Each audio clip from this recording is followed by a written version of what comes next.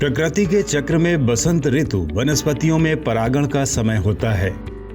इस दौरान पेड़, घास, खरपतवार सहित लगभग सभी पौधे दूसरे समान पौधों को निषेचित करने के लिए पराग के रूप में बहुत बारीक कण छोड़ते हैं।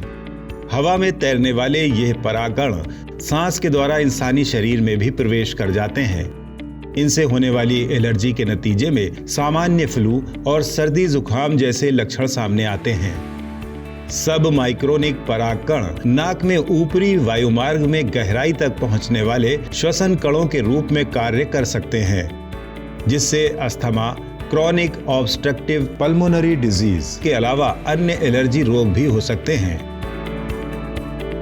पोलन जो है बेसिकली ये प्रजनन के लिए चाहिए होते हैं और ये मेल गैमेटोफाइट हैं और आप देखेंगे कि इनका एक सीजन होता है हर प्लांट का। जैसे आप देखते हैं मैंगो एक स्पेसिफिक सीजन में आते हैं, तो उसी तरह से हम देखते हैं कि मार्च, अप्रैल और अक्टूबर, नवंबर में पोलन कंसंट्रेशन काफ़ी बढ़ जाती है।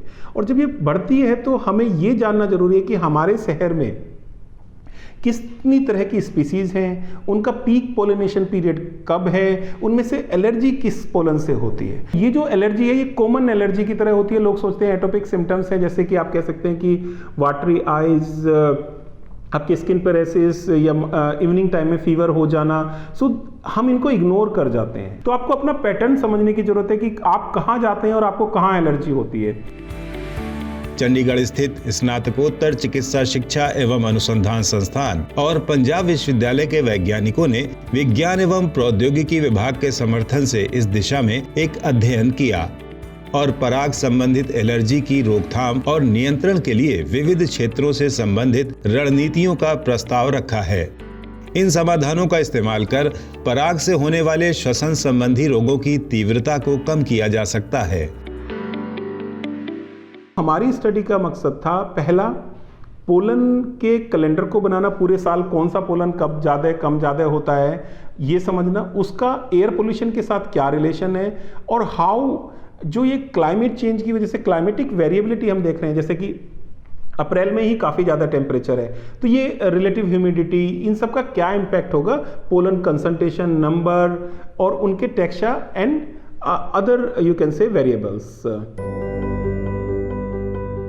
शोधकर्ताओं ने पराग एलर्जी रोग और उससे होने वाली समस्याओं को कम करने के लिए कार्यान्वयन संबंधी कमियों की व्यवस्थित रूप से जांच की, जिसका उद्देश्य निम्न और मध्यम आय वाले देशों पर ध्यान केंद्रित कर व्यापक पराग एलर्जी के प्रमुख कारणों को समझना और कार्यान्वयन संबंधी कमियों की पहचान करना है, ताकि पराग से संबंधित एलर्जी रोगों की शुरुआत और तीव्रता को कम करने के लिए महत्वपूर्ण अनुकूलन उपायों का सुझाव दिया जा सके। वैज्ञानिकों ने पराग पूर्वानुमान प्रणाली विकसित करने का सुझाव दिया है। साथ ही इस बारे में स्वास्थ्य कर्मियों को प्रशिक्षण देना, व्यक्तिगत रूप से बचाव के तरीके जैसे फेस मास्क, चश्मा, एयर फिल्टर का उपयोग, नियमित रूप से दवाओं का सेवन, इस दौरान बागवानी से बचना, पराग के मौसम में घास काटने से परहेज करना जैसे सुझाव भी शामिल हैं।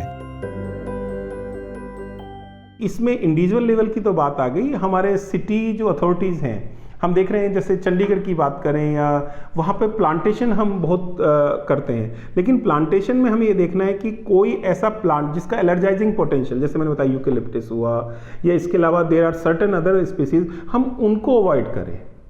इसके अलावा जैसे कि जिस प्लांट पे मेल और फीमेल साथ में होते हैं तो उसके पोलन जो है वो दूर तक डिस्पर्स नहीं होंगे, तो वो हम प्लांट लगा सकते हैं। इसके अलावा there are other species which has low pollen concentration, तो हम उनको लगा सकते हैं। तो इन सब बातों के बारे में हमारी ये स्टडी बात करती है। देखा जाए तो हर साल दुनिया भर में लगभग 10 से 30% वयस्कों और 20 से 25% बच्चों को ये समस्या प्रभावित करती है। जलवायु परिवर्तन और शहरीकरण और वायु प्रदूषण के चलते पराग संबंधित एलर्जी रोगों का जोखिम और बढ़ रहा है। ऐसे में भारतीय वैज्ञानिकों का ये अध्ययन और सुझाव आम एलर्जी से लेकर गंभीर श्वसन रोगों को शुरुआती दौर में ही नियंत्रित करने में मदद कर सकते हैं।